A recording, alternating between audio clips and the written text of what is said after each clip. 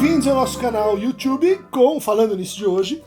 E uma pergunta vinda diretamente do Instagram foi a Laura. Por que o cidadão médio brasileiro é e deseja o autoritarismo? É uma pergunta simples, né? Pra gente resolver em 10 minutos. Candente, está passeando pela mente de muitas pessoas essa questão, né? Realmente muito atual, né? Vamos tentar assim separar um pouco, caracterizar o que você pode estar querendo chamar aqui de autoritarismo. Vem de autoridade tem que ver com, para a psicanálise, um certo respeito simbólico na sua relação com a lei, porque a lei é aquilo que coordena e determina a sua possibilidade de desejo, ela dá a gramática para o seu desejo. Então a relação de autoridade, ela seria assim muito importante. Poder obedecer, poder mandar, sem que isso seja um exercício de crueldade, nem de humilhação, ou inversamente de subserviência, é muito importante, é um sinal claro, patente de autonomia. O que seria o autoritarismo? Seria justamente a gente confundir o lugar simbólico, seja de presidente, seja de pai, seja de chefe, seja de professor, com a pessoa que exerce esse lugar. Né? De tal maneira que então a lei não é mais impessoal, vale para todos, e eu sou apenas um representante, né? um executor, alguém que cuida da lei, mas eu sou assim também o seu autor, eu sou aquele que põe ela em prática e que, portanto, é o senhor dessa lei.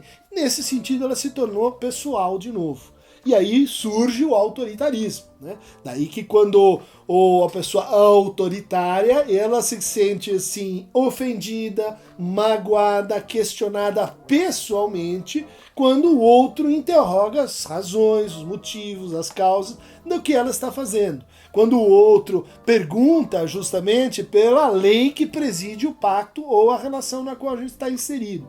Em geral, o autoritarismo ele está marcado por uma reação de afrontamento, né? Uma relação, vamos dizer assim, de perturbação diante dessa pergunta, porque aquele que sofre de autoritarismo, ele não entende que ele está construindo formas mais generalizadas, mais sancionadas, mais simbólicas, portanto, de lei com o outro. Ele entende que existe uma espécie de abismo, de diferença ontológica, em que de um lado a gente tem o senhor, do outro tem aquele que tem que obedecê-lo, né? Seja porque tem que amá-lo, seja porque tem que respeitá-lo, porque ele tem os meios de exercer a violência e o poder sobre o outro, né? Mas além do autoritarismo, a gente teria sim a relação fascista com a lei. É uma amplificação, né, dos traços do autoritarismo, que são, por exemplo, o etnocentrismo, achar que só os seus valores são bons, achar que só a sua cultura é a unidade medida para todas as outras, achar que, por exemplo, aqueles que são diferentes são inferiores, portanto, ler o mundo com um excesso de hierarquia, né? Bom, mas o fascista ele dá um passo a mais nisso e ele entende que ele deve eliminar aquelas que não pensam como ele entende que ele deve destruir aquela que é a fonte do mal e que é então o seu inimigo permanente, que ele precisa repor e ele não consegue falar de si sem se referir a esse inimigo que estaria assim perturbando a ordem do mundo. Então, dito isso, a gente pode entrar na tua pergunta, que é por que é que o brasileiro médio, bom, o que vamos chamar de brasileiro médio, ele tem esse apego ao autoritarismo, né? Eu concordo contigo, essa é uma tese que está presente nos sociólogos ou nos estudiosos da brasilidade, né? Desde Gilberto Freire, até Sérgio Buarque de Holanda, até esse autor aqui mais recente que questiona assim, vivamente essa tradição, que é o Gessé de Souza, o que eu recomendo bastante a leitura dos trabalhos dele, A Elite do Atraso, Tolice da Inteligência Brasileira, e esse estudo que eu gosto mais, que é um estudo sobre os batalhadores brasileiros. Ou seja, o que teria acontecido aí durante o período Dilma, Lula, Fernando Henrique Cardoso, que é um pouco porque nesse período houve uma emergência de uma nova classe média trabalhadora, né? E que ele estudou assim de forma muito minuciosa, escutando, entrevistando essas pessoas, né? E aí a gente pode entrar na tua resposta, né? E ele vai descrever essa nova essa nova posição de classe, né, a partir de uma ideia muito importante, que é assim, a possibilidade de pensar o futuro. A possibilidade de pensar o futuro diferente do passado. A possibilidade de pensar o futuro com algum planejamento e disciplina. A capacidade de sonhar com uma situação diferente da que você está. Então, isso é muito importante para que a gente possa, então, começar a entender por que a pessoa que está no Brasil dando passos de ascensão social, ela muito frequentemente pode dizer assim, eu me identifico com um certo autoritarismo porque eu preciso de mais ordem. E quando ela diz eu preciso de mais ordem, não é que eu preciso obedecer mais, eu preciso de mais institucionalidade, preciso de mais confiança nas leis, eu preciso de mais segurança de que as regras do jogo elas vão continuar, né? Ou que eu posso prever mais ou menos como elas vão se modificar. Então eu renuncio a ir à escola, mas eu levo os meus filhos para a escola. Eu faço o primeiro grau, mas eu quero que meus filhos façam faculdade. Eu faço faculdade, eu espero que meus filhos façam pós-graduação. Essa ideia, né, de que você pode fazer um sacrifício presente para ter um benefício futuro, e ela exige alguma segurança que o Brasil ele é historicamente muito frágil para produzir isso. Né? A história do Brasil ela é marcada por muitas descontinuidades, por muitas reversões, por muitas mudanças de regras do jogo. Indo para um segundo nível da resposta, estas mudanças que geram um sentimento básico de insegurança, né? Que geram um sentimento assim de que a gente precisa de mais ordem, mais segurança, de que precisamos de mais polícia, por exemplo, um dos traços do autoritarismo é esse. Né? Ela está, vamos dizer assim, como uma espécie de efeito secundário de uma história mais profunda. Uma história que, vamos lembrar, né? O Brasil, o último país a abolir a escravidão no Ocidente. Né?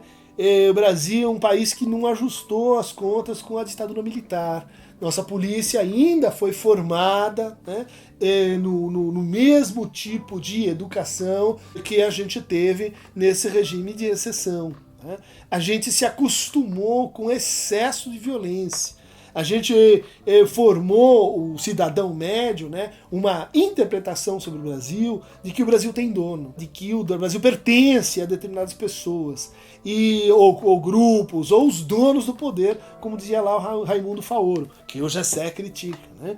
Mas o brasileiro médio ele demanda muitas vezes formas regressivas de religiosidade, formas autoritárias de religiosidade, formas em que eu vou então me submeter a disciplinas muito duras, para conseguir fazer frente, né, incorporar esse regime de déficit de institucionalidade, esse regime atrasado do ponto de vista da distribuição não só do capital financeiro, mas também, principalmente, do capital cultural e do capital social. Né? A iniquidade na distribuição dos nossos recursos, nossos bens, né, os bens simbólicos, ela faz com que a gente associe a propriedade desses bens com as pessoas. Né? Isso faz com que decline o sentido de república, de coisa pública. Isso faz com que a nossa confiança na ideia de bem comum ela seja muito pequena. Isso faz com que a gente reproduza a narrativa de tudo aquilo que tem que ver com política é sujo, é corrupto, é malvado, é feito por pessoas com moralidade reduzida ou então uma moralidade que a gente deve criticar. Isto é um exemplo, né, de por onde se infiltra a nossa demanda de autoritarismo. Né? A gente entende que a boa lei é aquela feita pela boa pessoa. A gente entende que a boa lei é feita pelo seu fundamento moral e não pelo seu fundamento cívico. Ou seja, que tem mais que ver com a família do que com a escola. Isso é fonte, então, de reprodução de formas de poder e de autoridade, voltando àquela distinção inicial que a gente fez, que estão muito pessoalizadas. Né? Quanto mais pessoalizado está o poder, mais a gente precisa conviver, a gente é levado a conviver com o autoritarismo. Então o autoritarismo ele se exprime, né, num perfil de classe média alta que é assim vulgar, que despreza o conhecimento, que despreza a cultura no sentido assim do sacrifício, do trabalho que dá pra gente aprender a curtir e a se apropriar da cultura, que despreza aquilo que não se contenta com a lógica da aparência, da superfície, que não consegue produzir, isso é muito importante, uma narrativa veraz e capaz de despertar orgulho sobre o dinheiro. Né? Como essa pessoa tem dinheiro? E ela deveria poder contar a história do seu dinheiro. Foi assim, foi assado, foi por herança, foi por isso, por aí. No Brasil, a gente tem o quê? Uma espécie de desmemoriamento, de vergonha da origem do dinheiro. E com razão, porque se a gente for recuar na nossa história, a gente vai encontrar justamente esse apossamento desleal, né, dos recursos que seriam de todos por alguns. Então, a relação com o dinheiro acaba sendo a relação de vergonha. E de vergonha por um lado e de excesso por outro, né? De excesso no sentido do dinheiro ser uma fonte, vamos dizer assim, que faz com que eu sinta que a lei é minha, como diz aquele ditado, né? Para os amigos, tudo. Para os inimigos, a lei. A lei se tornou, então, um jeito da gente exercer nossa potencial de violência para constranger, para punir os outros. Não para construir algo que seja justamente um patrimônio de todos nós. É uma ótima pergunta, né? A tentação do autoritarismo, ela está sempre presente em momentos de aumento de anomia, de aumento de desemprego, de incerteza, de insegurança, de angústia, nas horas em que a gente não sabe justamente qual que é o futuro, no que eu aposto, se o sacrifício que eu estou fazendo hoje ele é justo com o passado, se ele é factível com o futuro. Quando isso tudo se desmonta, esse fio, né, como dizia o Freud, que parte do presente vai ao passado e se projeta ao futuro, a gente é levado à tentação autoritária. A gente é tentado a pensar assim, puxa, isso tudo é muito complexo, confuso, lento, moroso e tá dando muita confusão. Vamos pôr lá alguém que mande, como um pai, como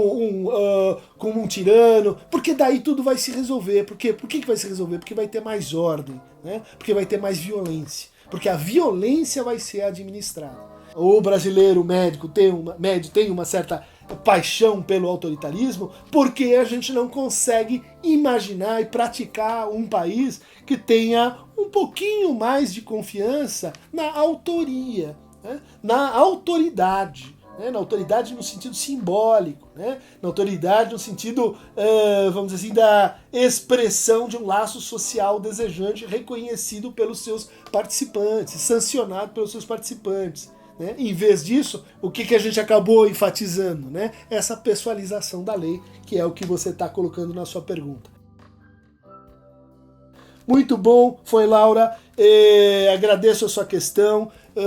Se você quiser se inscrever no nosso canal, entre aqui no Aqueronta Movebo, o nosso barqueiro, né, transportador de almas, agora também em escala digital, e faça suas perguntas na aba do canal, mas também nas redes sociais, no Instagram, no Facebook, no Twitter, que a partir de hoje estamos recebendo também por esses outros meios as perguntas. Ficamos por aqui hoje.